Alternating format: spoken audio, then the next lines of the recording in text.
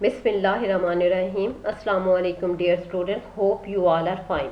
Today I am going to start lecture number 4 from chapter number 10. Name of the chapter is alkyl halides. Only one topic from this chapter will be discussed today, that is reactions of alkyl halides. So let's start topic number 1, that is reactions of alkyl halides.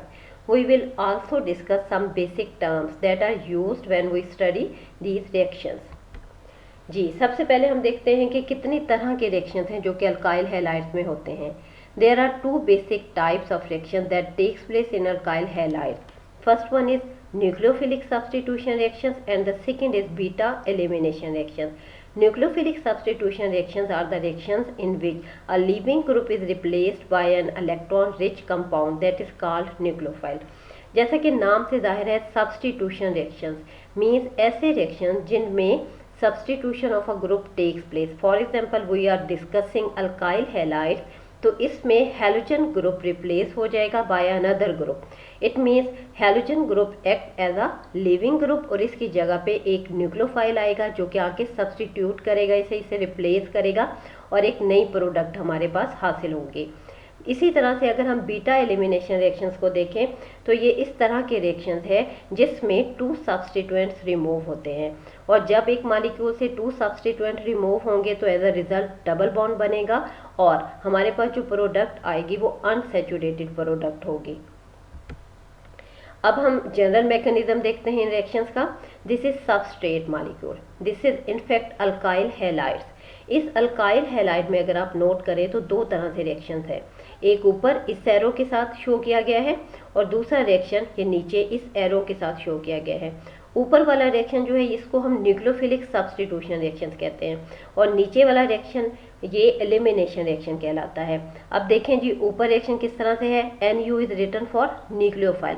Nucleophile attack करेगा यहाँ पे इस substrate molecule के ऊपर या alkyl halide के ऊपर. ये LG is written for living group. यहाँ से ये ग्रुप लीव हो जाएगा. In this case it is X is written for halide. यहाँ से हैलोजन ग्रुप निकलेगा और उसकी जगह पे आके ये न्यूक्लियोफाइल लग जाएगा.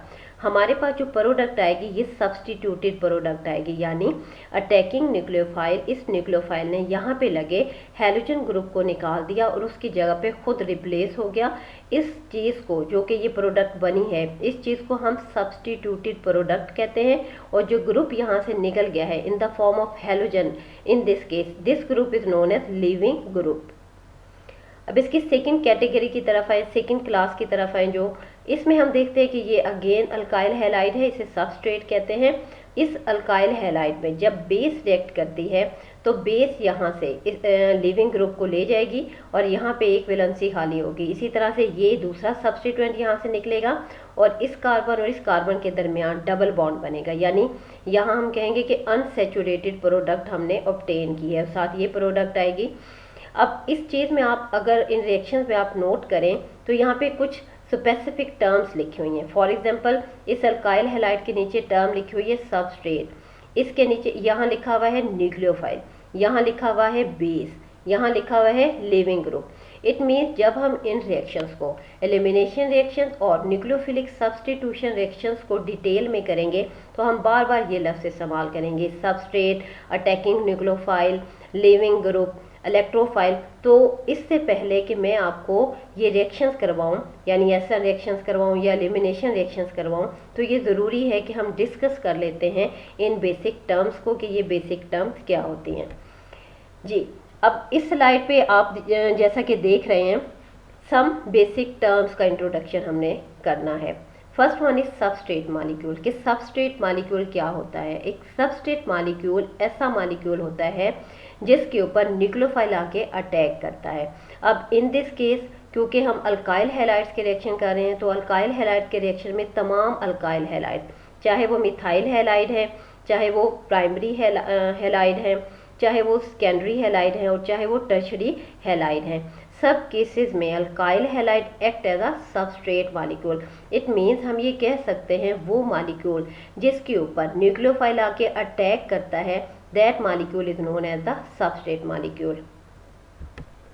अब इसको मज़ीद अगर हम इसकी केमिस्ट्री को अंडरस्टैंड करना चाहें तो हम ये देख सकते हैं कि this is in fact alkyl halide. अब ये तीन इसकी वैलेंसियाँ यहाँ पे ये प्राइमरी भी हो सकता है, सेकेंडरी भी हो सकता है और टर्शरी भी हो सकता है, whatever it type, it belong to the type. अब यहाँ पे ये जो बॉन्ड है ये हर किस्म के अल्काइल हैलाइड में मौजूद होगा, चाहे वो प्राइमरी है, चाहे वो सेकेंडरी है, चाहे वो टर्शरी है। ये बॉन्ड यहाँ पे पोलर बॉन्ड है कार्बन और हैलोजन के दरमियान। अब पोलर होने की रीज़न ये है कि यहाँ पे एक shared pair of electron present है। One electron is shared by this carbon and one electron is shared by this halogen.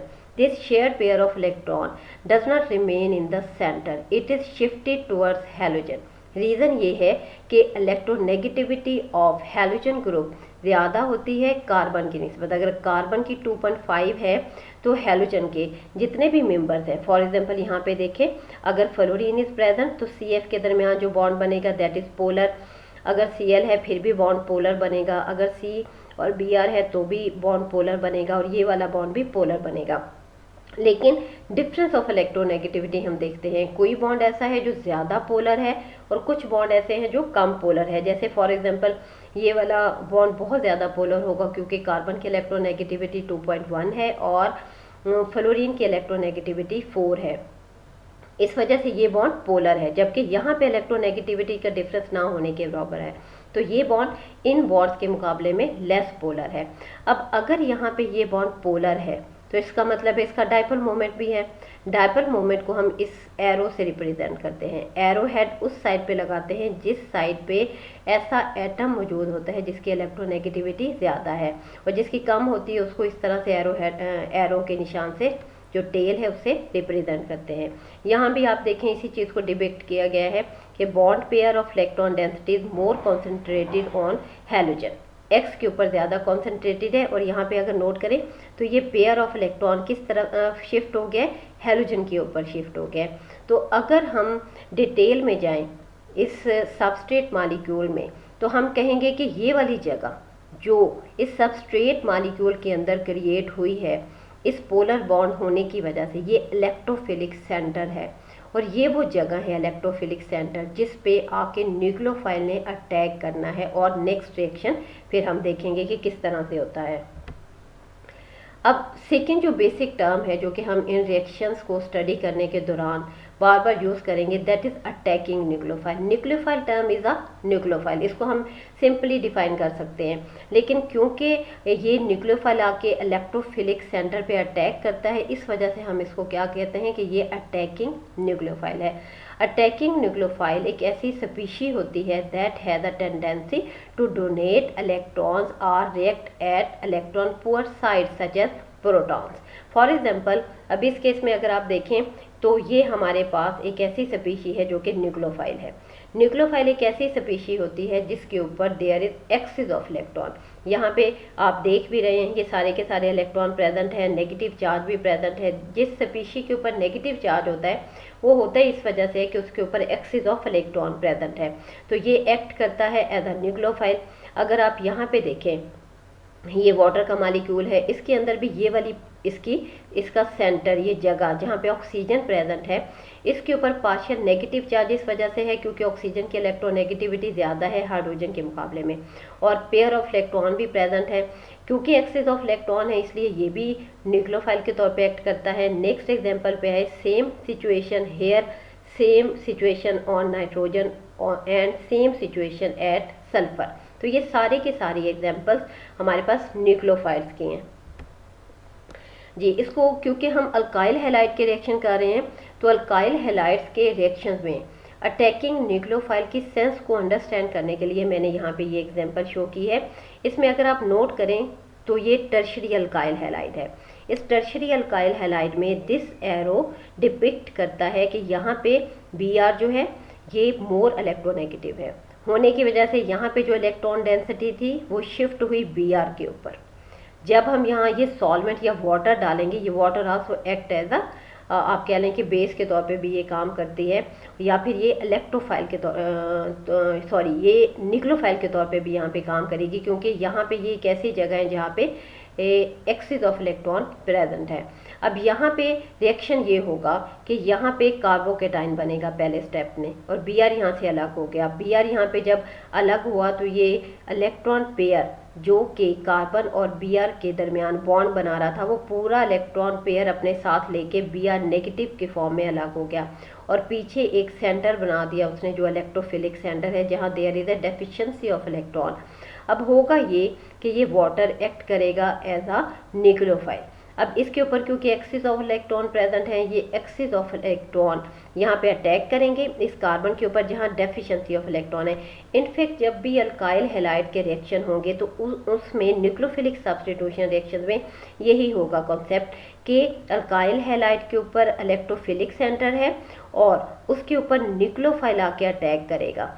Nucleophile के अंदर एक्सिस ऑफ इलेक्ट्रॉन है और इलेक्ट्रोफिलिक सेंटर के ऊपर डेफिशिएंसी ऑफ इलेक्ट्रॉन है, तो इस वजह से ये अटैक होगा और यहाँ पे एक बॉन्ड बनेगा, जैसा कि ये एक बॉन्ड यहाँ पे शो किया गया है। यहाँ पे अगर आप नोट करें तो ये रिएक्शन कंप्लीट नहीं है, लेकिन क्योंकि अटैकिंग न्यूक्लियोफाइल का कॉन्सेप्ट देना था, इस वजह से इस रिएक्शन को यहाँ पे मैंने शो किया है। अब देखें जी न्यूक्लियोफाइल किस तरह से होते हैं। न्यूक्लियोफाइल नेगेटिवली चार्ज भी होते हैं और न्यूक्लियोफाइल न्यूट्रल भी होते हैं।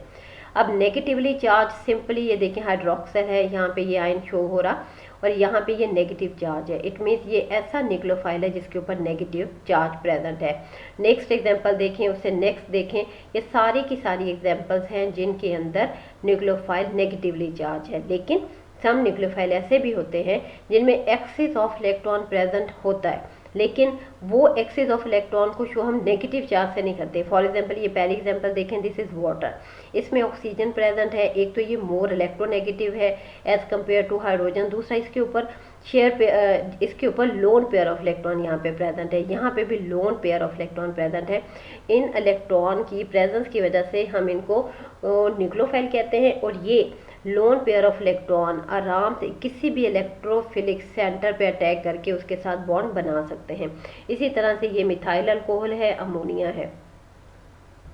नेक्स्ट देखें जी सम मोर एग्जांपल्स न्यूट्रल न्यूक्लियोफाइल्स की और चार्ज न्यूक्लियोफाइल्स की। अब ये आप सारी नोट कर लें कि ये सारी की सारी एग्जांपल्स ऐसी हैं जो कि न्यूट्रल न्यूक्लियोफाइल्स की हैं, इनके ऊपर कोई चार्ज प्रेजेंट नहीं है, लेकिन ये सारे के सारे स्पीशीज एक्सिस इलेक्ट्रॉन रखती हैं।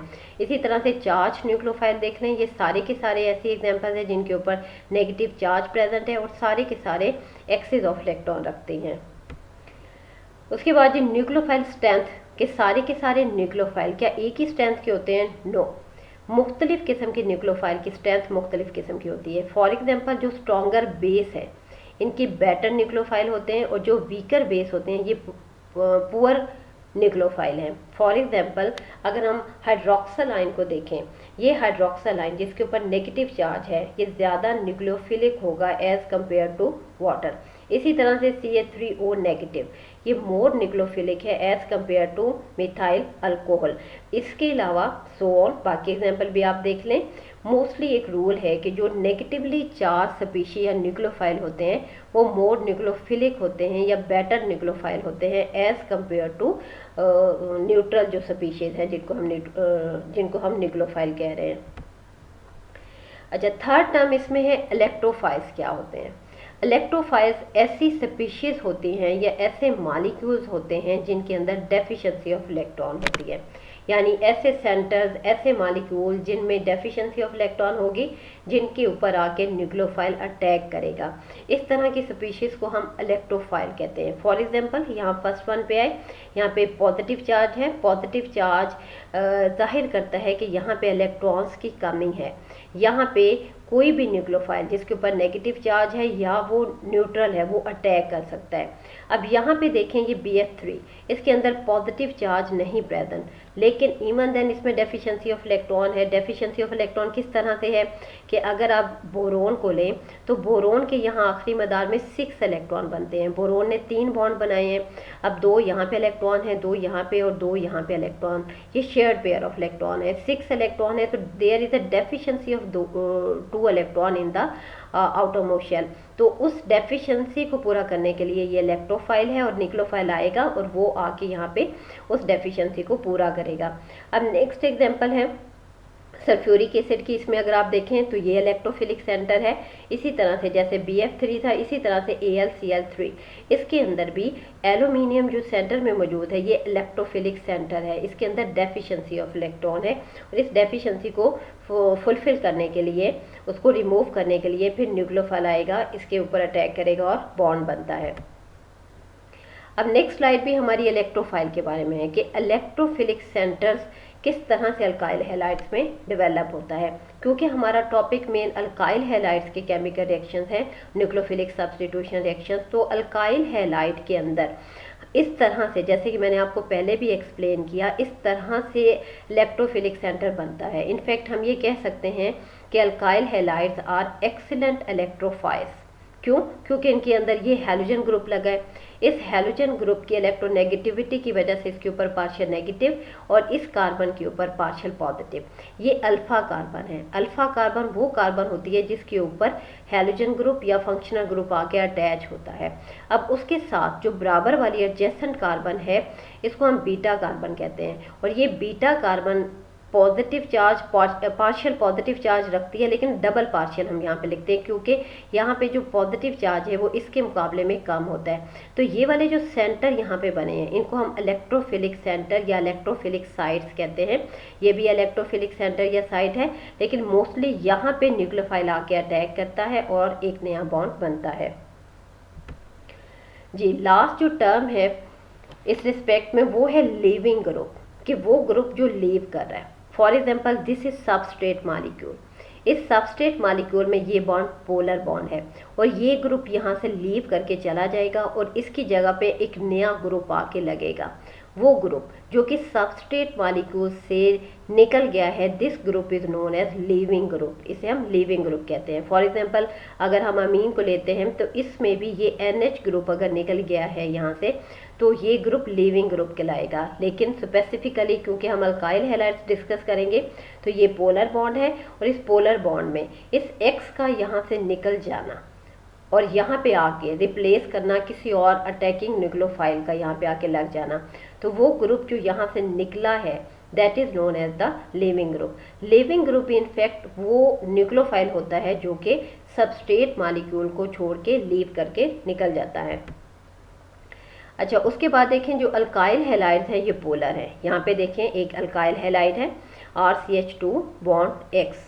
अब ये पोलर बॉन्ड है, इसमें एन इलेक्ट्रोनेगेटिव एटम और एन इलेक्ट्रॉन विथड्रॉइंग ग्रुप यहाँ पे प्रेजेंट था जिसकी वजह से यहाँ पे इलेक्ट्रोफिलिक सेंटर बना और ये ग्रुप यहाँ से क्योंकि निकल गया है तो इसको हम कहते हैं कि ये लीविंग ग्रुप है। और alkyl halides have good leaving groups.